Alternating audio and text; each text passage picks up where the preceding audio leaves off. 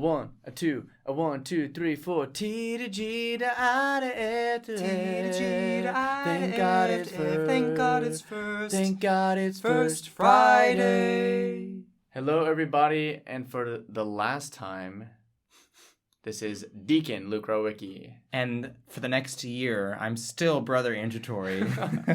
But I say for the last time because as our faithful fans know, in 9 days, 9 days and counting, I will be ordained a priest.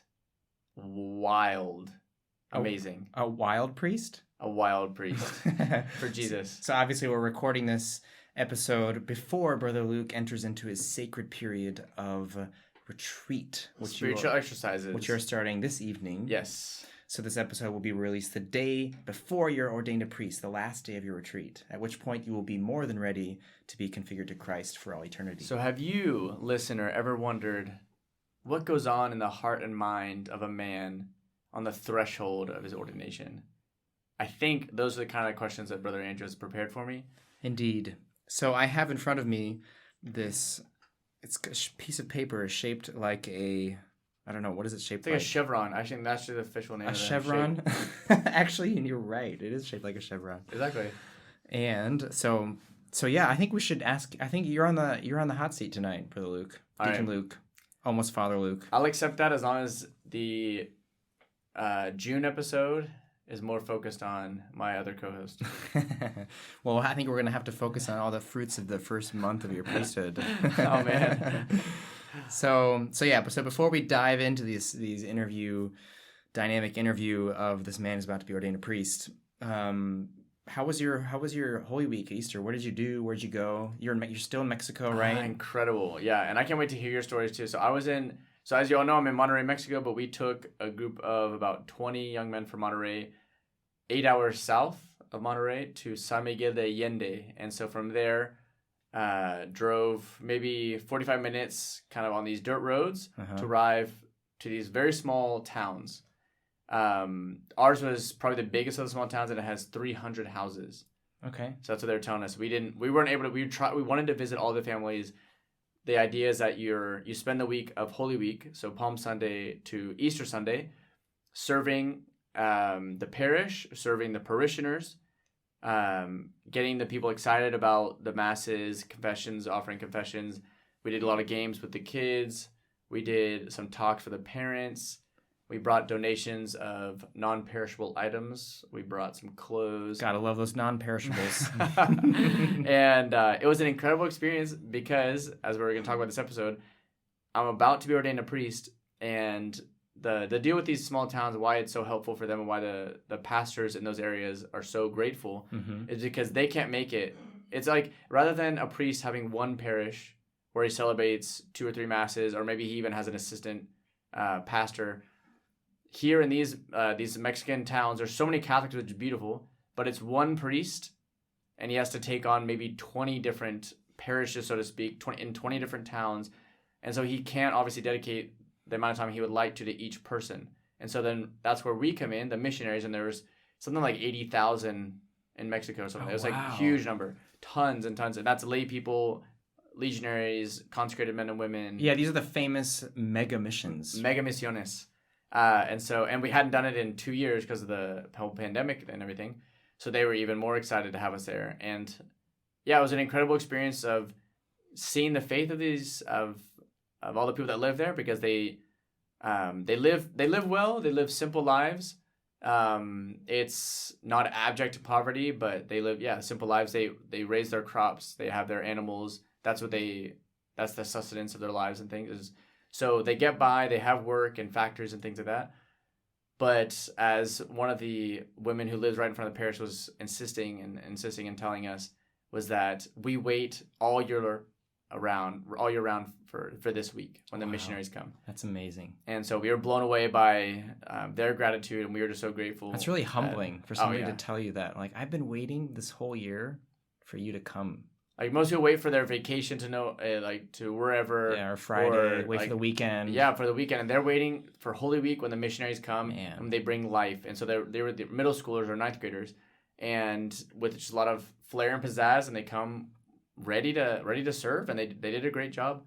And it was everything from playing soccer with the boys to coloring with the girls to practicing for the Stations of the Cross. We did like the live Stations of the Cross. We like dressed up as the soldiers, and there was Jesus, and I was Were you Jesus? I was not. I was one of those like bystanders back in the day in Jerusalem that didn't do anything. I was just like, oh, I'm busy, but I was taking photos. I was the photographer. Okay, cool. So that was my Holy Week in a nutshell. Incredible experience, beautiful. Yeah, I'm sure anecdotes will come as we go. But what did you do, Brother Andrew? So I got on a plane and I went to the border of Poland and Ukraine. Oof. And there with the exuberant youth section of Regnum Christi in Krakow, about 40 or so young people. Shout out to y'all. That's right, Father Agustin Gomez. All right, let's say like shout out in Polish, or like what would you say? I don't know how you say shout in Polish. But how would you say like what's up?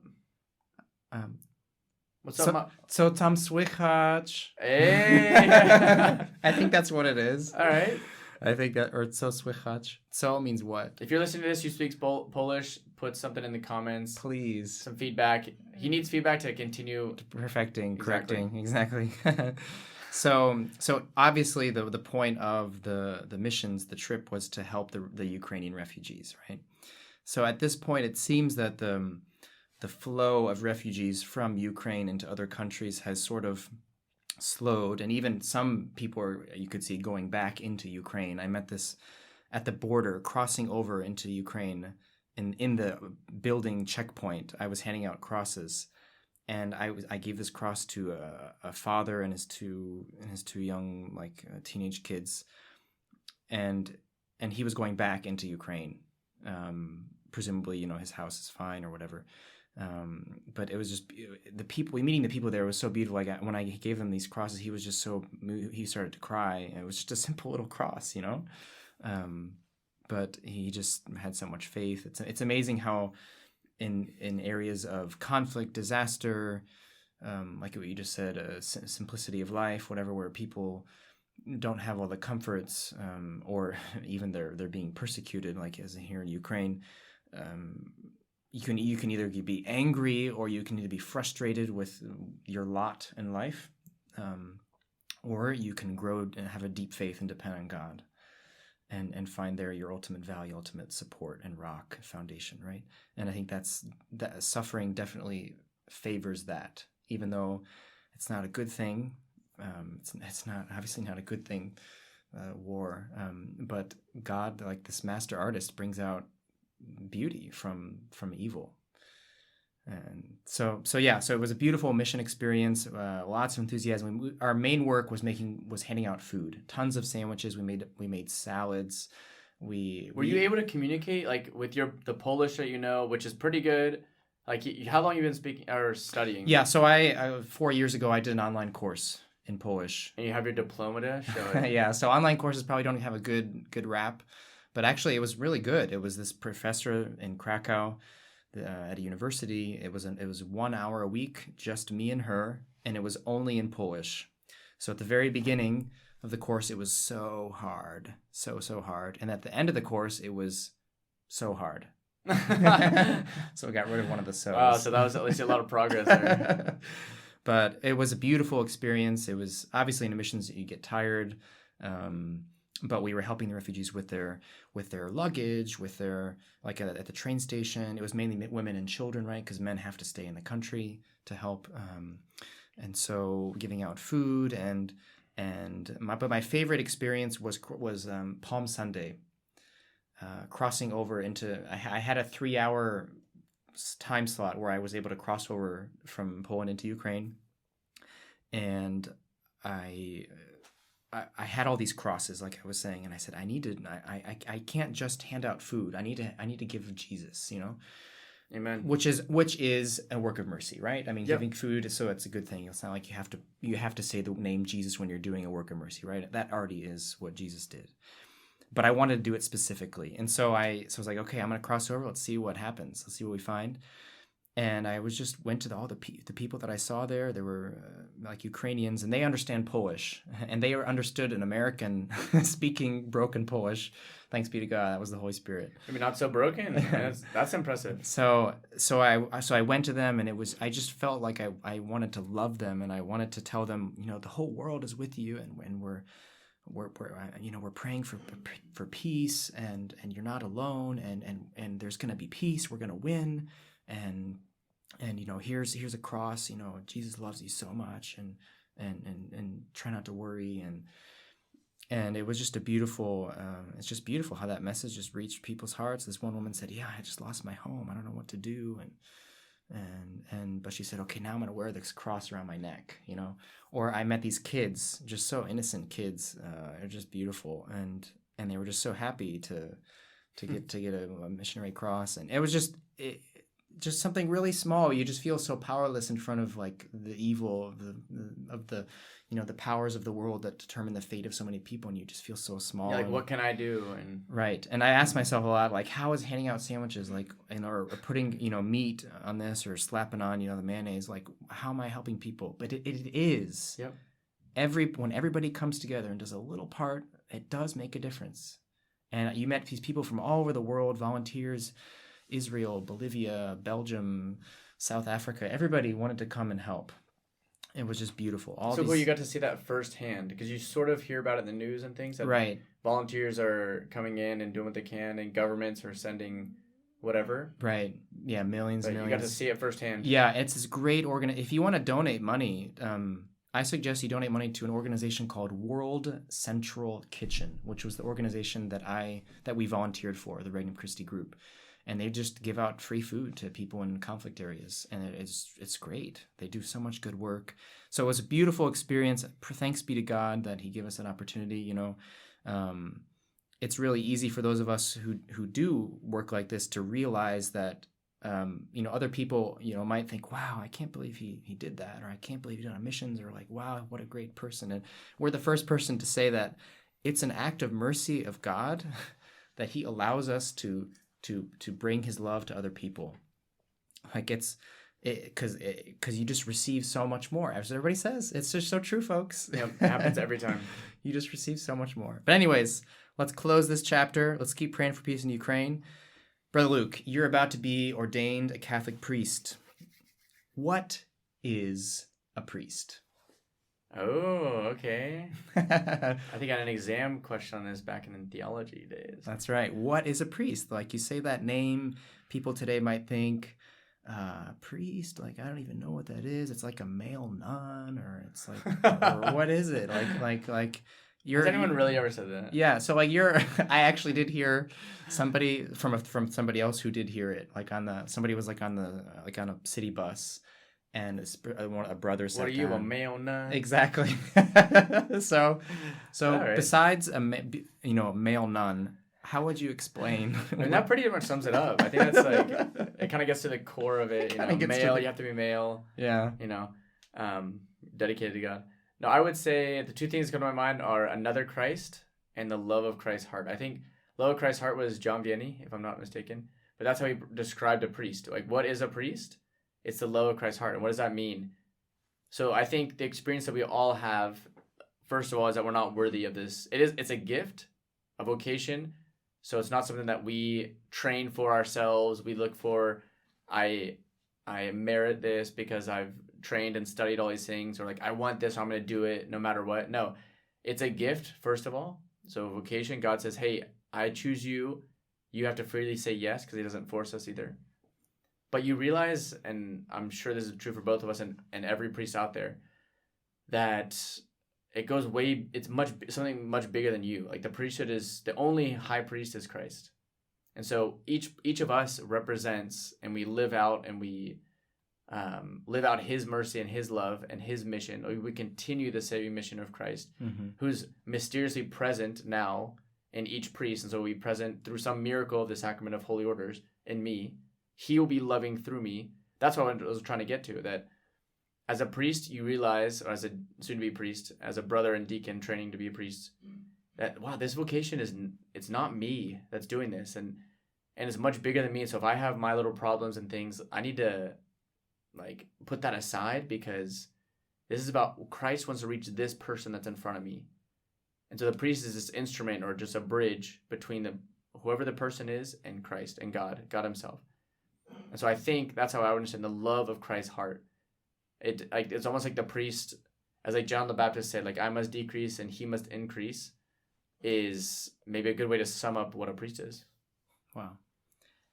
So if that's what a priest is, why is being priest a good idea? Because, I mean, you've given up many things, right?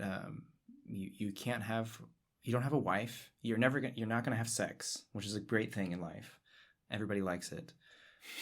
I mean, to be honest, folks, you're offering that up. You're not gonna have a family. You're not gonna have kids. You know, you're not gonna come home and, you know, you're religious too. You have a vow of obedience. You can't decide like where you're gonna go, what you're gonna do.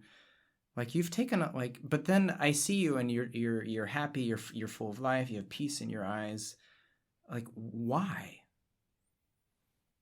Yeah, well, so first of all, it's a vocation. I wasn't looking for it. So 13 years ago when this started, I had what I thought was like everything that I wanted. So like growing up, I always thought, okay, I'm gonna be a dad, a husband, have a good job, like whatever, enough to provide for my family. And also like in the mix was like music, and like, you know, to do something with music would have been really cool. He has a great voice, folks, which you all know. As does my co-host, the director of chant here at the seminary.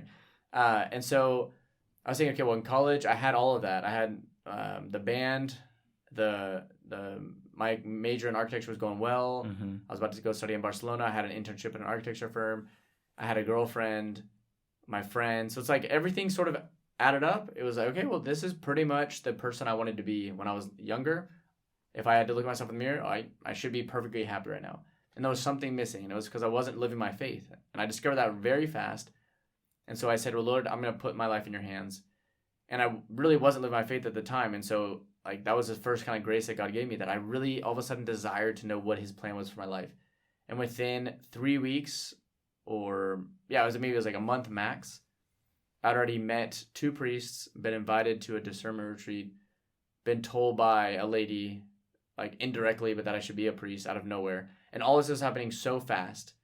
So the first thing is that I didn't want to be a priest. Mm-hmm. Why would I want to do it? I didn't. Now I do, obviously, but I didn't at first.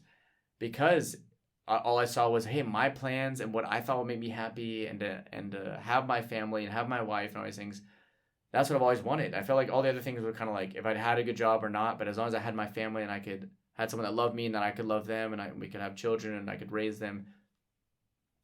And so that was kind of like the first thing that I really had to say, okay, well, Lord, if you're asking me to do this, I know that you're going to make me happy, even if you're taking that away. I know that I will experience an even greater joy, the hundredfold, right? That if we would leave for Christ, you know, our fields, since we're farmers, and our houses and our families and all these things, we're going to get 100 times that now and in eternity. There's this great line from the song Be Still My Soul, and it's so apropos. It's, be still my soul, thy Jesus can repay. From his own fullness all he takes away. So Jesus can repay in his fullness all that he takes away. I remember also Father Owen Kern, shout out, and his awesome vocation story that he starts by singing a Beatles song. Like he started like singing it in the mic. It was really awesome. He said that too. He said, man, like if God is asking me to give this up, which is so good, which is like having a family and stuff. Yeah. Like what is it that he has in store? It must be incredible. Yeah. And so like you start to experience that in our vocation. And like when you're selfish, like the moments where it's been more difficult, it's true. It's like I'm only thinking about myself and what I've given up. Me too, yeah.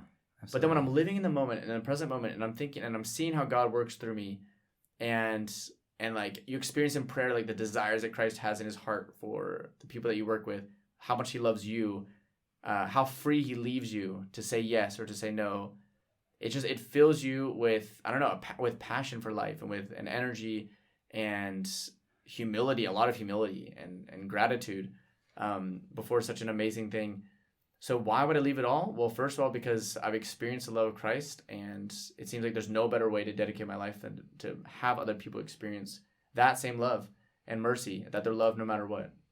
Man, you left me speechless. Folks, what should I ask next? That's really beautiful. It's beautiful also how you highlighted how like what really gives you energy and fullness is this love from Christ. And so I was recently at a wedding, and it really helped me to shed light on my own, like on our own vocation, right? Like, you know, husband and wife, they give they become one flesh, right? And they're called to give their lives to each other, you know, together, like for life. And I was thinking about like our own vocation is just that, is to lay down our lives for our wives, you know, or our wife, which is the church.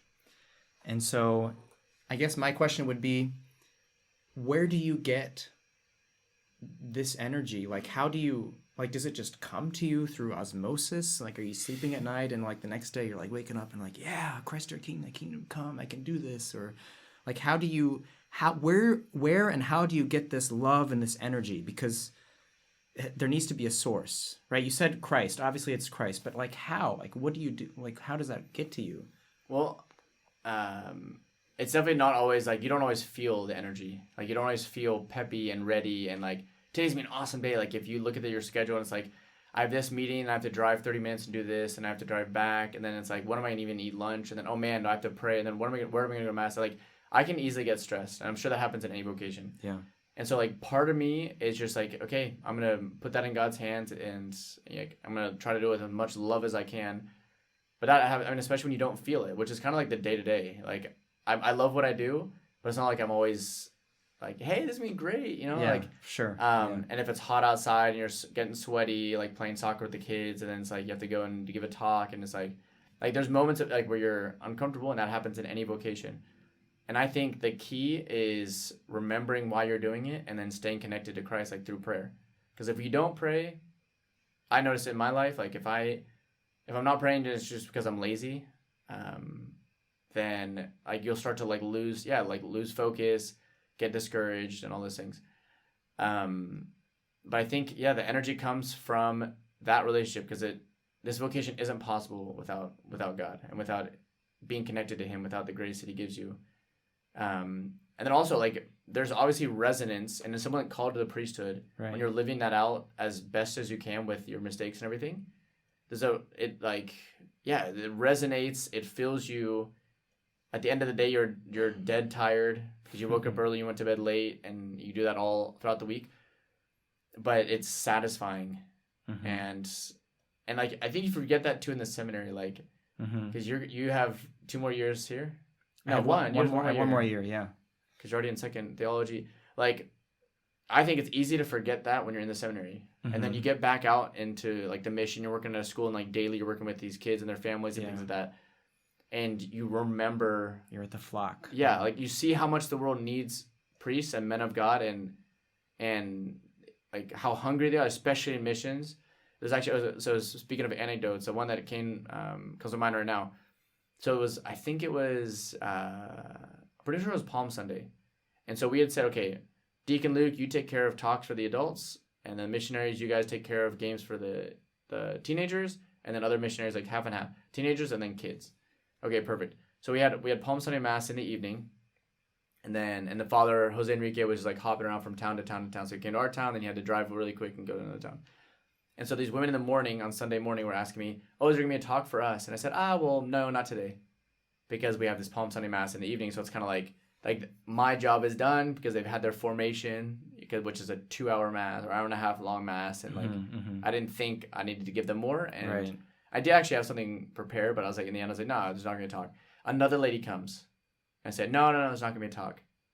And then lunchtime, and then the afternoon, then we have the Mass. And after the Mass, another third lady comes in the sacristy and says, hey, so Father, is there going to be a talk? I was like, oh my goodness, like, if you really want one, sure. It's like, that's just beautiful to see. Yeah. And like, you get little snippets of like, people are hungry for God, hungry for Christ.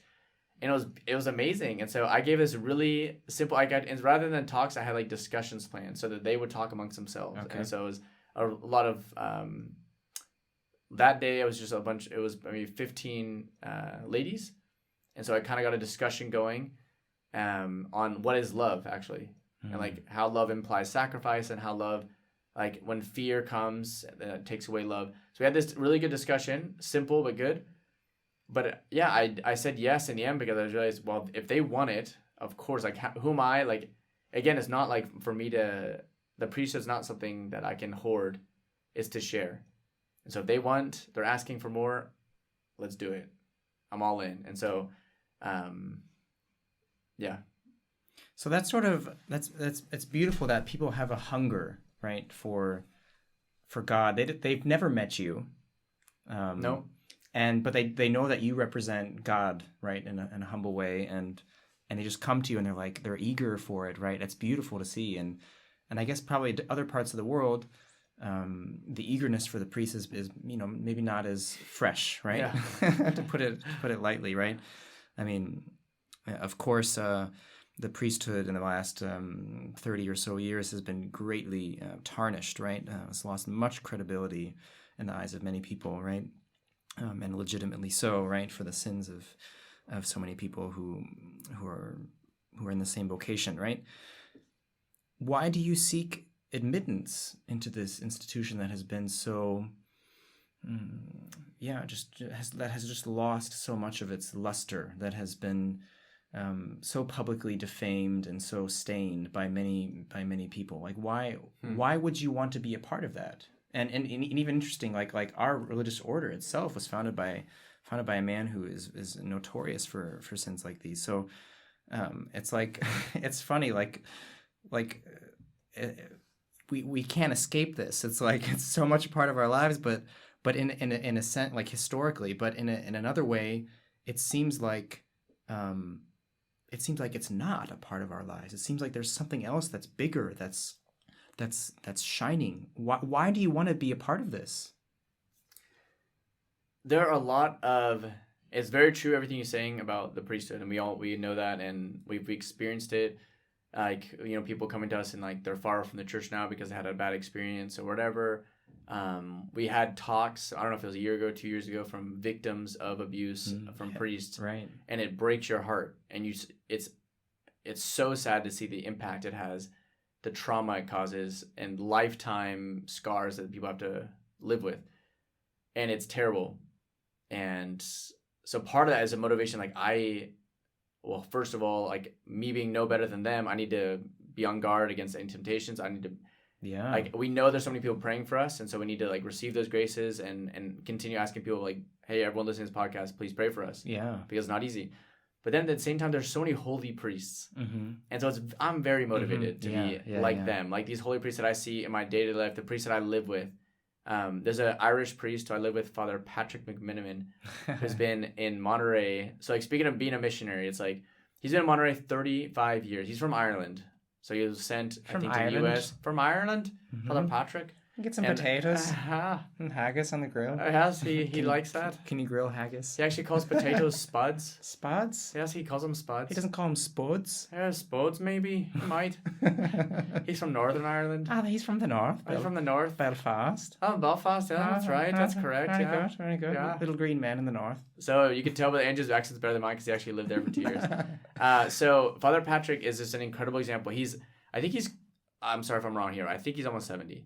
Okay. So he's up there, and he has the energy of I don't know, 20-year-old, an 18-year-old. He he'll play paddle in the afternoon. He'll get back, he'll shower, he'll run to bring communion to someone, and he'll go do anointing the sick. He has a dinner that night. He gets back late, and the next morning he's up early to celebrate mass at one of the schools, and he's just like go.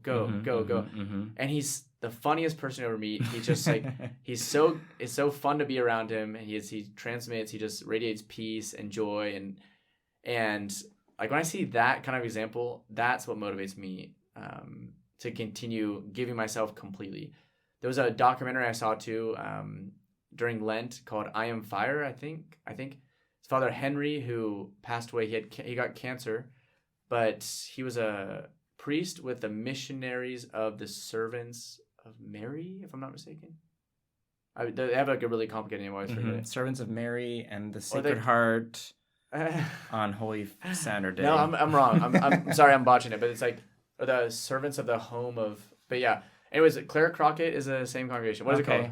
Do you remember? No, but she's great. So they have I would recommend both. So Claire Crockett is All or Nothing, and then this one is I Am Fire. It's Father Henry.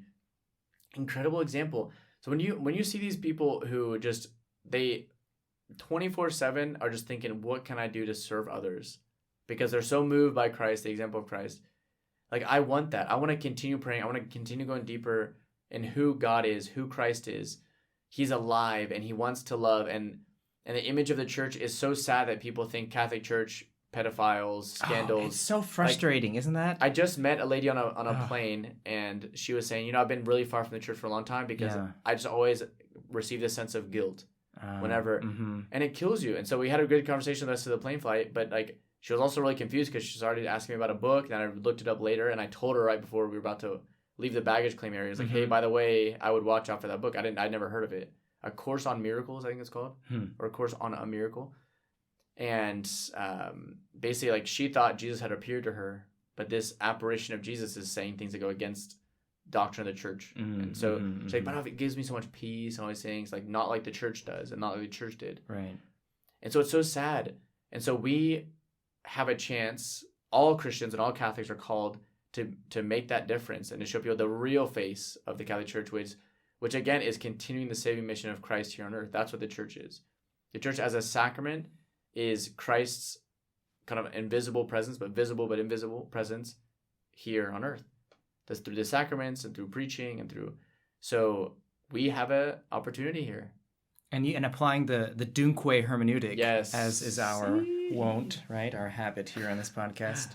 It's like, what does this tell me about my own life? Like this situation, like you are in a position, Deacon, to give Christ the light to so many people and to dispel doubts and to comfort and soothe broken hearts and to give light to people who are in ignorance or whatever.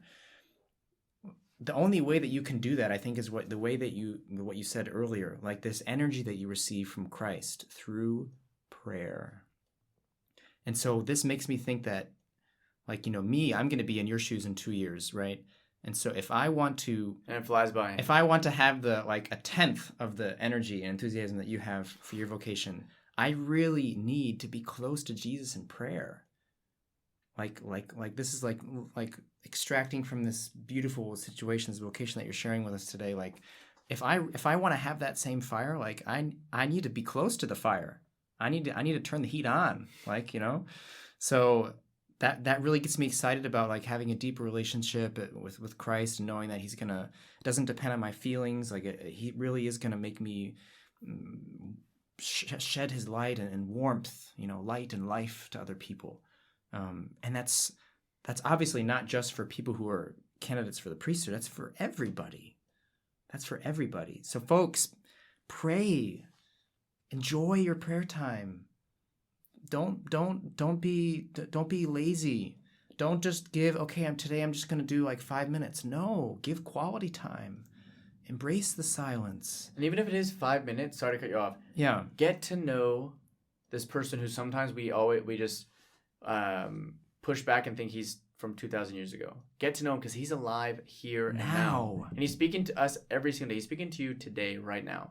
So take 5 minutes at least, but quality 5 minutes or longer, because you will want to stay longer as you get to know him. You will want to stay longer because when you're with somebody that you love, you don't want to leave their side. Husbands and wives, or you got a boyfriend or girlfriend, whatever.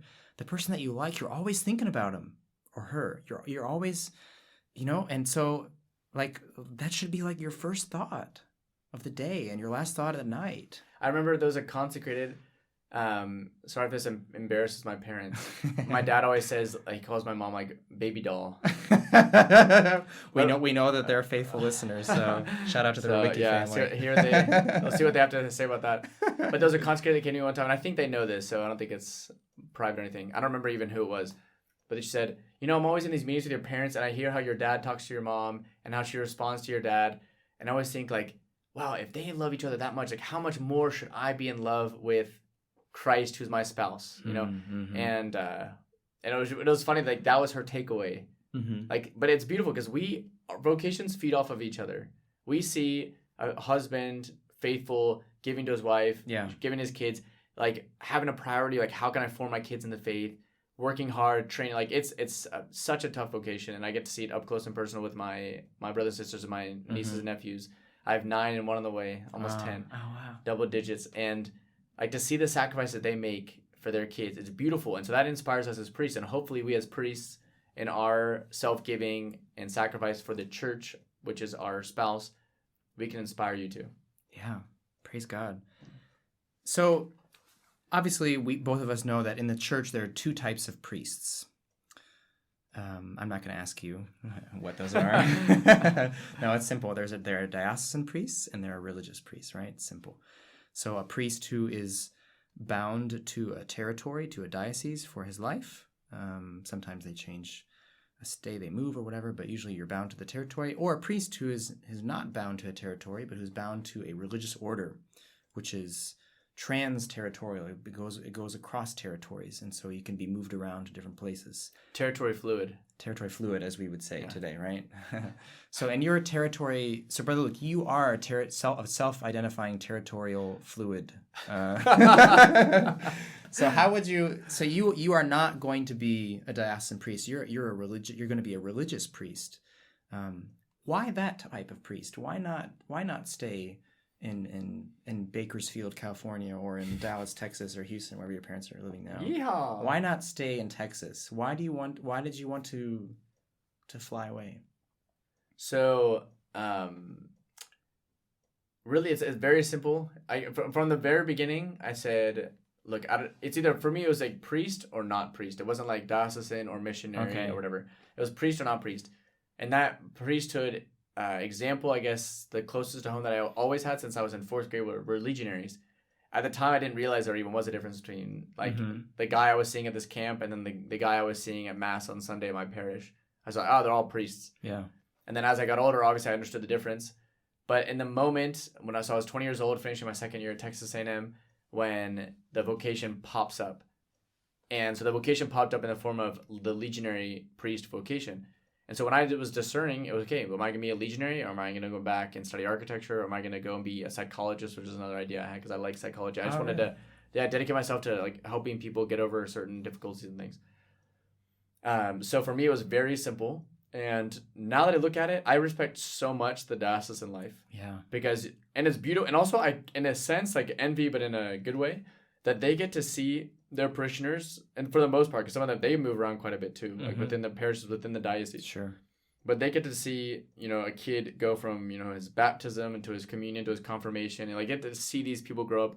They're more stable than we are, and there's something very beautiful in that. Whereas legionaries, like you get going, like both of us are in DC together, you get things going and moving, you have projects, and you like have good relationships with certain young men, and you bring them along, and now they're helping you out, and you're seeing like, wow, they're really becoming like apostles, which is what we do as Legion. We want to form apostles, form young men, young women, adults, everyone to make an impact in society and to transform culture for Christ.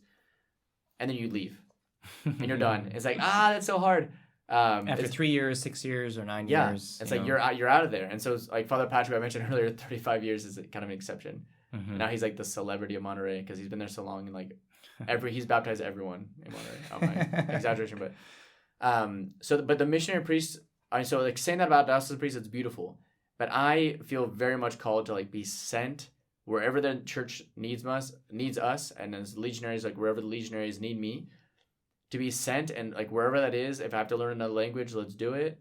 If I have to do like take on a mission or a job that I've never done, all right, well, I'm gonna do my best.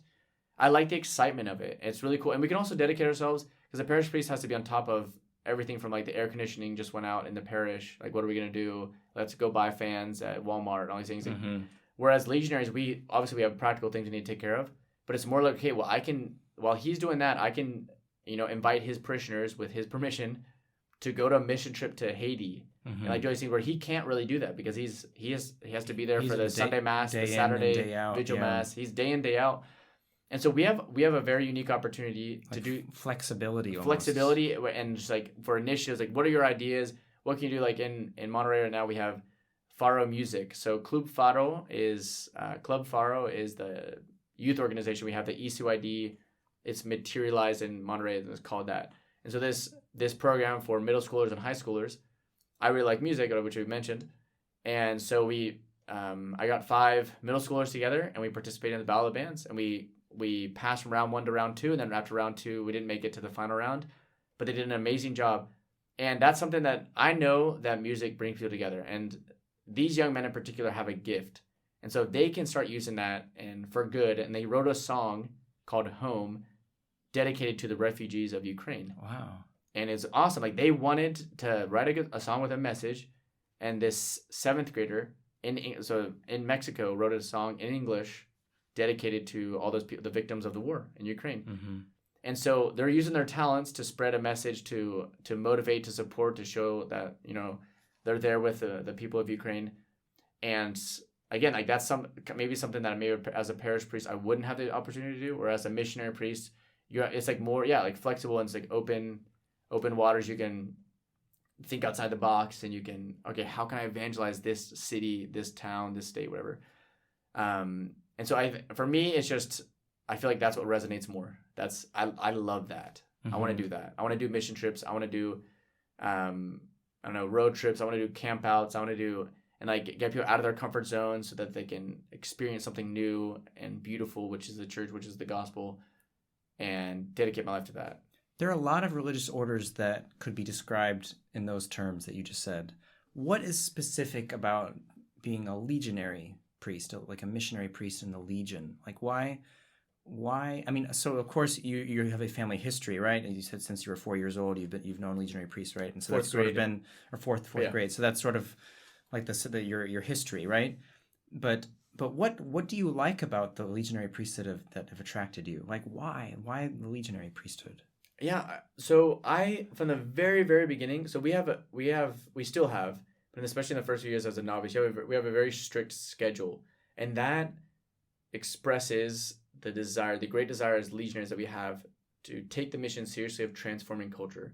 So we wake up early, we have an hour of prayer, we have mass, we have breakfast, then we have housework, like we'll have different chores we'll take around the house, then we have study, and the whole day from the very beginning was dedicated to forming us to become the best that we can be at the service of the church wherever the Legion and the church sends us. And I loved that. I still love it because we're serious about what we're trying to do. And I'm not saying other congregations aren't, but the specific mission to transform culture by forming apostles, that's the other thing I love too, because I can only do so much, and you, Brother Andrew, can only do so much. But if I'm able to motivate 10 other people, or like Jesus did, 12 other people, and with that 12, he literally has changed the world. The world is transformed from one corner of the globe to the other, starting with these 12 men. And they were pretty mediocre men too. Yeah, they were. I mean, if you've seen The Chosen, you get a good taste of that, or read the Gospels, obviously. And so that's exciting. I mean, that's the specific mission of the Legion, is to transform culture, to establish the kingdom of Christ by forming apostles. And then on another note, it's just, when you experience the Regnum Christi, which is the spiritual family that we're all a part of as legionaries and as consecrated men and women and lay people, with my parents, some of my siblings, and many of the young men and women that I work with are Regnum Christi members, there's something special about what we do. It's like the environment that we create, the joy that we carry with us. Like when you see it in missions, but you see it in all the events that we do. There's just something special, and I love being a part of that. Yeah. Like there's a fire in the soul of down to these little first graders and second graders that they want to do something with it, great with their lives, and it's so beautiful to see that. And so that always motivates me. And again, the flexibility. Like as a legionary, you're not held down. Okay, you were always gonna be working in a school, or we're only gonna work with the poor, or whatever. Other congregations have maybe more specific missions. Ours is transform culture. How do you do that? Well, think outside the box. Talk to this businessman. Get in touch with his family. Do a theology of the body course.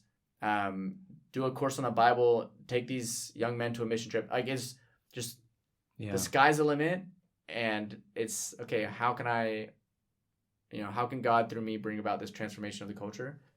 Let's see. Okay, what are the needs of this area? And I'm going to try to respond to that. So you have been given a specific area to go to, right? Oh. So you're no longer going to be in Monterrey, Mexico, right? Your area of influence has changed. Yes. sorry this comes as a shock to anyone. So I've been telling people little by little. I just found out like the official news recently, a couple weeks ago. So I have been working in Monterrey, San Pedro, and Monterrey area for this past year. Got in July 2021, and then at the end of July this year, I'll be moved to Raleigh, North Carolina. Woo! So I'm going to be a chaplain at a high school there, and it's very exciting for me. Cardinal Gibbons High School is what it's called.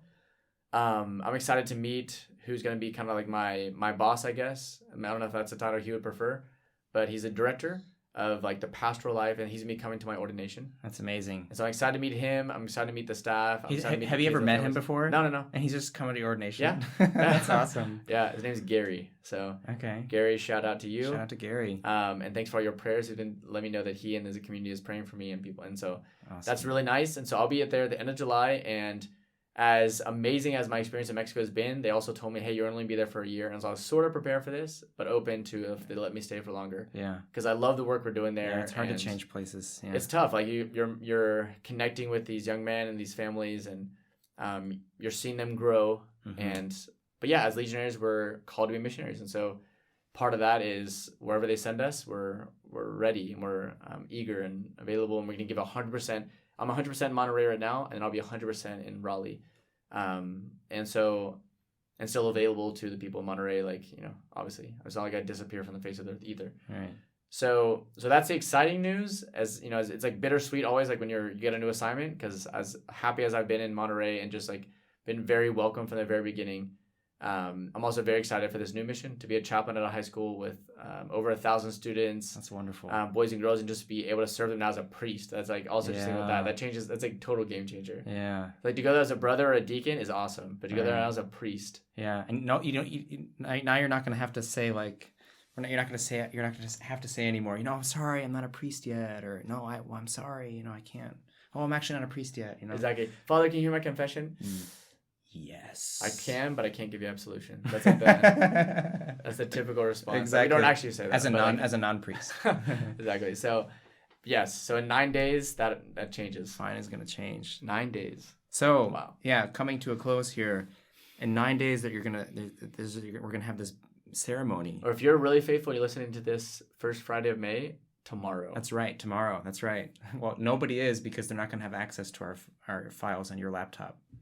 What are you talking about? So in 9 days. So like they're not going to listen to it in 9 days. They're not going to listen to it now because we're saying in 9 days. And so they would have to have access to your laptop to listen to the file. So that today. Exactly. So unless somebody hacks into your laptop. But I'm saying like if a faithful listener listens to it after my ordination, it's no longer 9 days. It's no longer tomorrow either. That's true. It So was yesterday. Either you're already a priest. Well, right now you're not a priest. I'm not a priest, but I am. So the subject called Brother Luke Rowicki, whose status is not certain. He's either a priest or he's not. Speaking of fluid. Are you nervous about the ceremony? Yes. Is there like... I mean, about the ceremony, no. Okay. The ceremony is going to be amazing. And the miracle that happened, it really is a miracle, because like you read through the rite of ordination, the bishop's going to put his hands on my head. Then he's going to say some words, which are the prayers that are prescribed by the church. And with those words, especially the words that are found in bold in the booklets that some of you, if you're coming to ordination, will see. And if you're not, that you can find on the internet. In all caps. In all caps. With the gesture of the hands, because every sacrament has like a gesture and it's like the matter, and then the words, the form. That brings about, just like baptism brings about a transformation you don't see. It leaves an internal character on the soul, like a seal that this person is a child of God.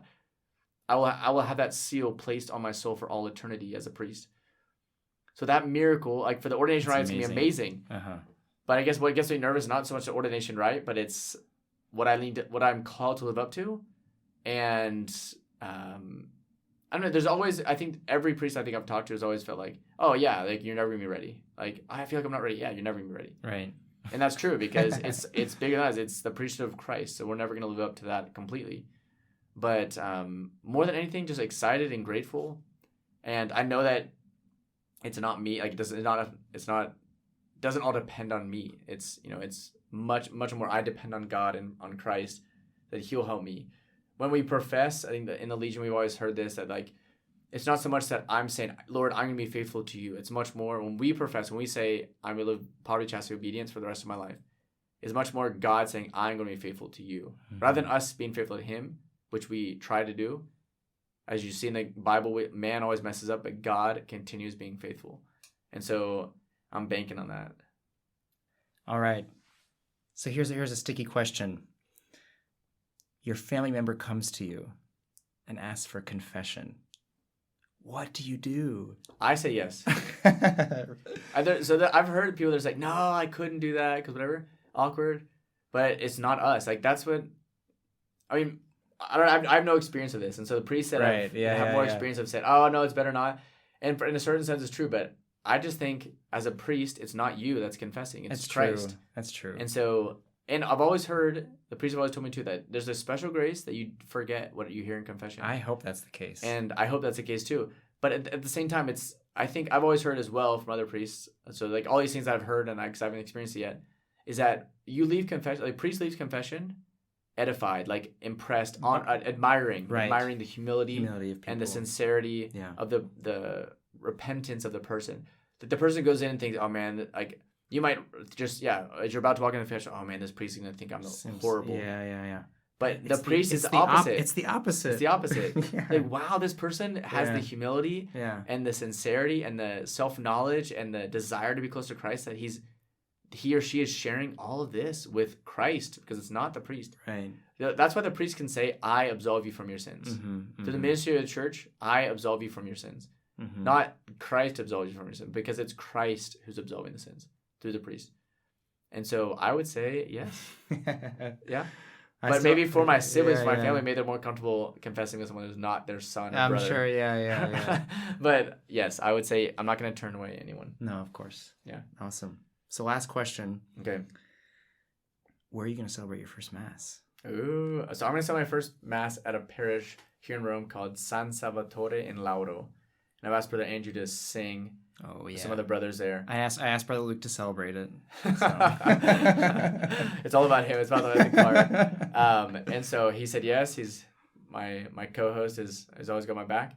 And I wanted to do it at that church because I spent the last 3 years of Rome when I was studying theology, also dedicating some time once a week to catechism. And so some of the families of the catechism, some of the boys and girls and their parents will be at the first Mass. It's a beautiful parish. It's actually the parish of Padre Pio of Rome. And so Padre Pio's in San Giovanni Rotonda, which is kind of far from here. But they have a lot of relics in that church. And his feast day is September 23rd. But the 23rd of every month, they have a special Mass, dedicated to him, like asking for his intercession during that Mass. They also have relics of John Paul II in the church. But it's just a beautiful church where they take care of all the details of making the liturgy beautiful. And so I was thinking there's no better place for my first Mass. It has so much meaning for me. Also, I dedicated my first year of theology to, I didn't say this at the beginning, to Upper Room. Both of us did. Upper Room, which was Thursday night adoration for university students in English. And then we go get tacos at an Irish pub in Rome. That was the tradition. It's awesome. And so hopefully in the future we can keep doing that. But Upper Room was also something that I dedicated my whole first year to, and then a little bit my second and third year. But with the pandemic and everything, it was kind of tough. So that parish has a lot of just significance for me, that I spent many hours in that church. Right. And we did processions around Piazza Navona and all those areas and stuff. And Don Pietro and Patrizia and the whole team, Gianrico there, are awesome. So I thought, okay, but no better place to do it there. And then my first Mass, the altar of John Paul II, his tomb. Oh my gosh. That was pretty special too. And my first Mass in Orvieto. Where's at the altar of the corporal of the Eucharistic miracle of Bolsena. That's amazing. And my first Mass is at the altar of the tomb of St. Catherine of Siena. What about your fifth Mass? Fifth Mass. I don't know. Actually, I don't even have that one planned yet. Oh man, I'm getting stressed out now. Which Mass would that be? Your third, fifth, like five. So that'd be like your 15th. That'd be the 8th Mass. 8th Mass. That's not my first Mass. It's an 8th non-Canta Missa Mass. Non-Canta Missa. Right?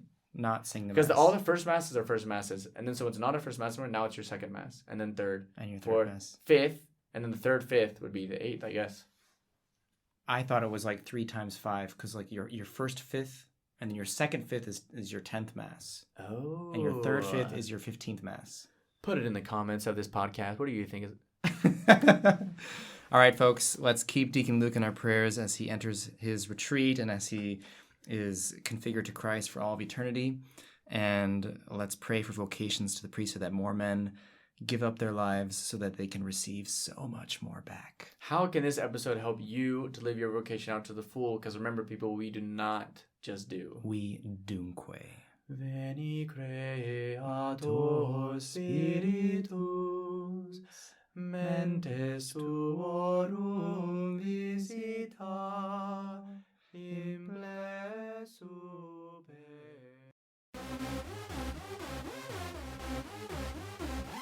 What was that? What was that? TGIFF. What was that? Two brothers in Rome. What was that? What was that? TGIFF. What was that? It's a double F, not a singular F.